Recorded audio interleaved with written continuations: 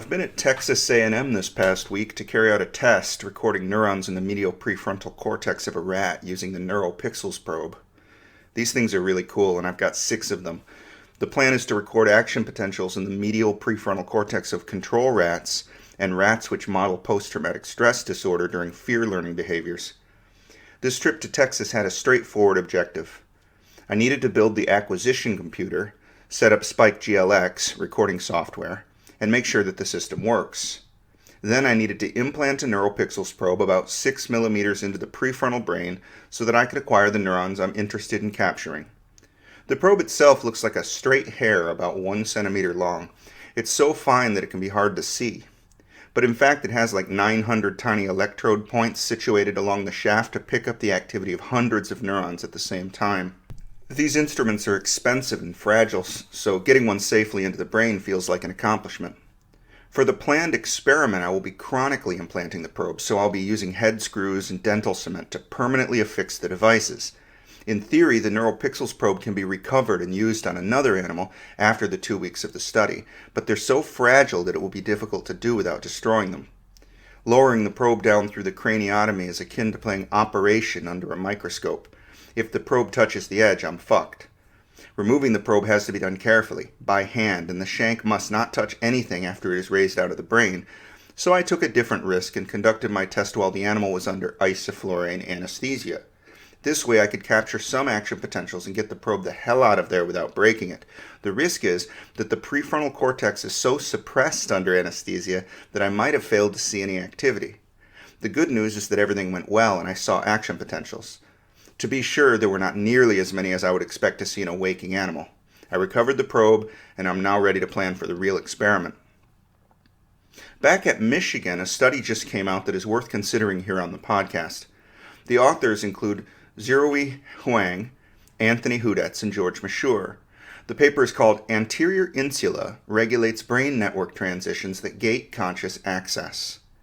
The researchers used fMRI as a measure in 2 different experiments aimed at discovering what they call a cortical gate for conscious access to sensory information.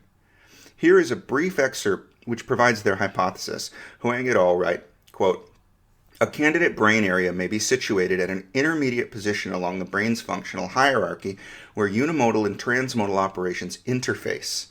The anterior insular cortex has been recognized as a central information hub of the brain because it receives inputs from different sensory modalities and the internal environment, e.g., interoception or emotions, and it determines the relevance and processing priorities across modalities. Hence, it is plausible to hypothesize that the anterior insular cortex may play a gating role for transmodal integration of information associated with conscious access." However, whether the anterior insular cortex is the primary gate that controls conscious access has not been decisively determined using a rigorous experimental paradigm.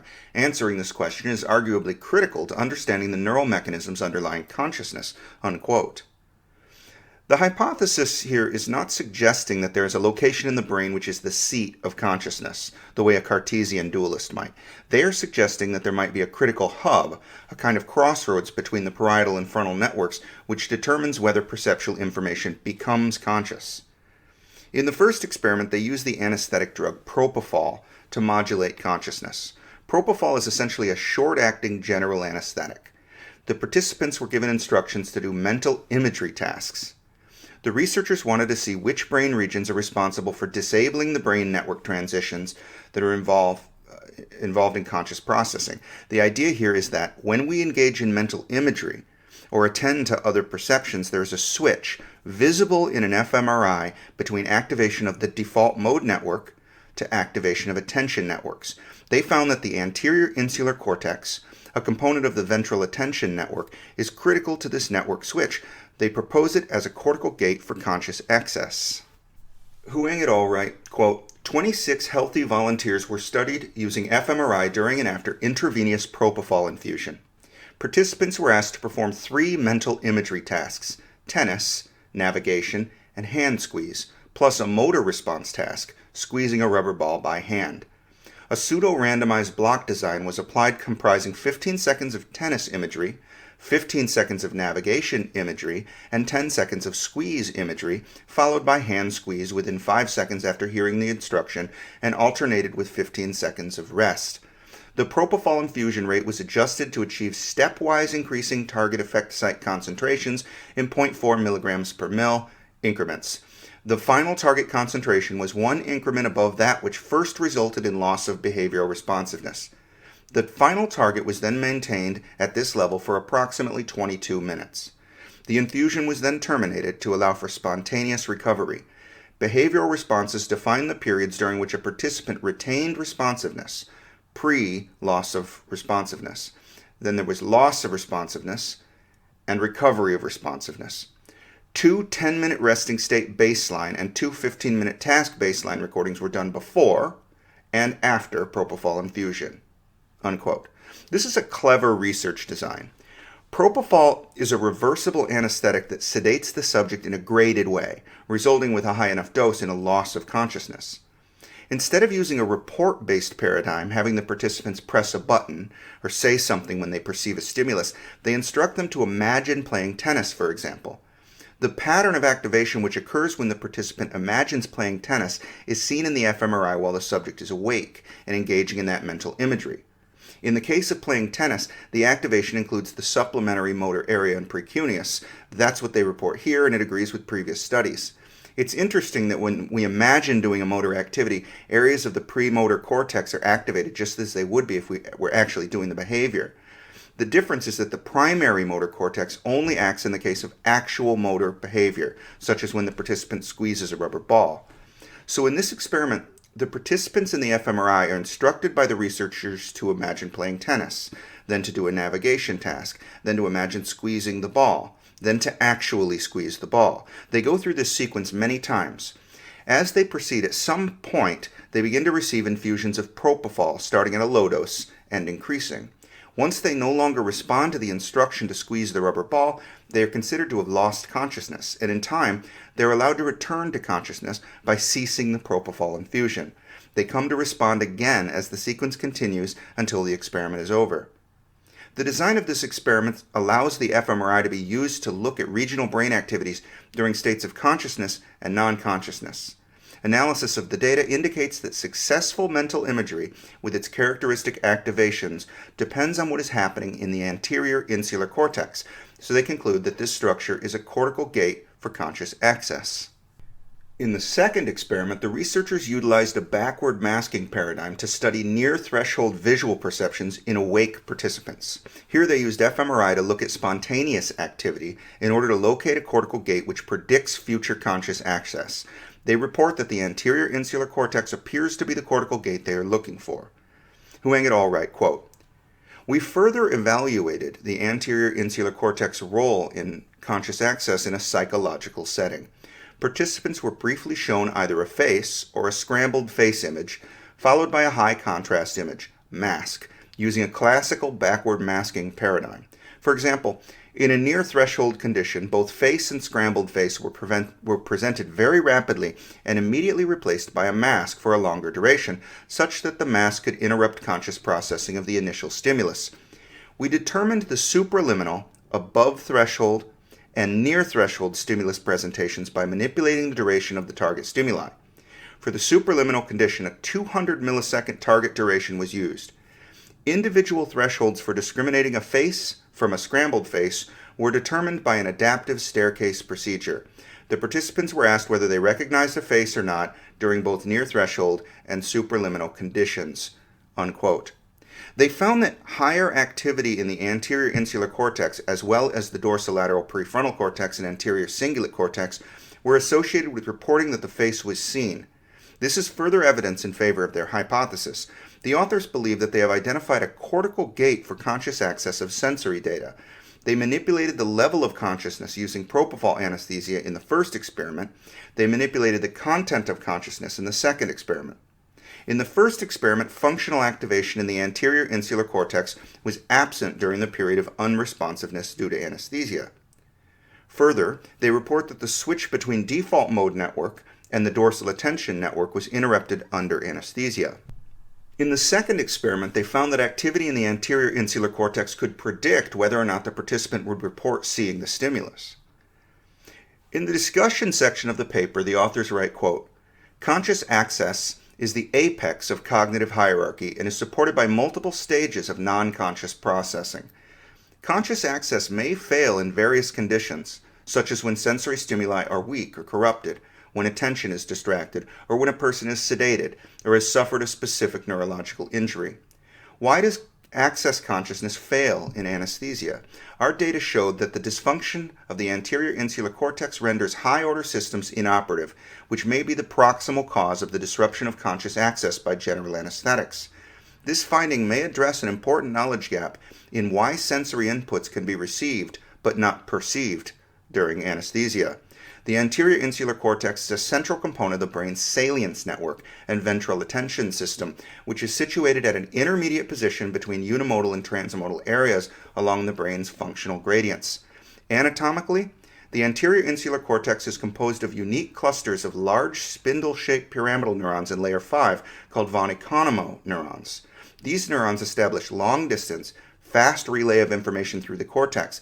Thus, the anterior insular cortex has the neuroanatomical characteristics to support the global neuronal workspace posited to enable conscious access. Functionally, the anterior insular cortex has been recognized as a multifaceted region, playing a broad range of roles such as interoception, emotional awareness, visual and auditory awareness of the moment, attention, perceptual decision-making, cross-modal sensory processes, and cognitive control across many different domains. The key role of the anterior insular cortex seems to be identifying and prioritizing salient stimuli in the stream of consciousness, sensory information, and sending signals to the systems responsible for the allocation of top-down attentional resources to the relevant sensory representations. Furthermore, these activations of the anterior insular cortex probably operate non-consciously or preconsciously, unquote. In the subsequent discussion, the authors admit that there is no way to distinguish experimentally access consciousness and phenomenal consciousness. They further point out the limitation that mental imagery and visual masking tasks involve a range of post-perceptual cognitive capacities, including attention, memory, and motivation. All of that may be true. The idea of access consciousness was proposed by Ned Block, and here it represents a paradigm for thinking about the contents of mind. Is the paradigm correct? Access consciousness implies that the executive modules of the cerebral cortex can do their work upon the content. If you show me a picture of a fish and ask me to tell you what I see, and I say I see a fish, then I have demonstrated my access consciousness. Not only do I see what you have shown me, but I can report upon it. I know what I have seen and I can describe it. If one were to use this as an assay in an fMRI experiment looking for the correlates of consciousness, there would be a number of regions of activity which correspond to later cognition rather than immediate perception. These would be the neural correlates of hearing the question, coming to understand the meaning of the question, attending to the subject of the question, the picture presented, recognizing the image, and producing language, in addition to the correlates of conscious perception itself. The brilliance of the mental imagery component of the present study is that the researchers do not need the participants to describe anything or to answer any question out loud, but they still require the participant to hear instructions, comprehend them, and to voluntarily engage in appropriate mental imagery. That's a lot of mental activity, all of which will make its impact on the fMRI. The authors report compelling evidence that the anterior insular cortex acts as a kind of gate. But what is on either side of the gate? Perhaps the conscious perception is present, but it cannot be recognized, attended to, or remembered without access to prefrontal cortex. The gate might be between consciousness and cognition, rather than phenomenal consciousness and access consciousness. For my part, phenomenal consciousness is the entire story, but that represents a major limitation of my conception of what consciousness is. For example, what is the difference between the consciousness I experience during wakefulness and dreaming and the state of non-consciousness which occurs when I'm in a deep sleep or under anesthesia?